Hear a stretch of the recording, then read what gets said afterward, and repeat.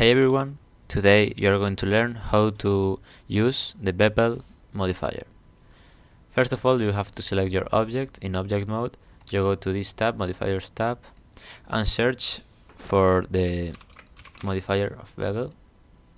And Bevel, this modifier is used to smooth either the vertices or the edges. It's really simple. You just have to move this, the amount of smoothness you want, and the thing is that you have different ways of measure the amount of bevel you want. The result will be the same, but in different occasions you may need different measurement. And you also have here the smoothness you want. Make sure to not select too much because it can damage the render or slow down the PC.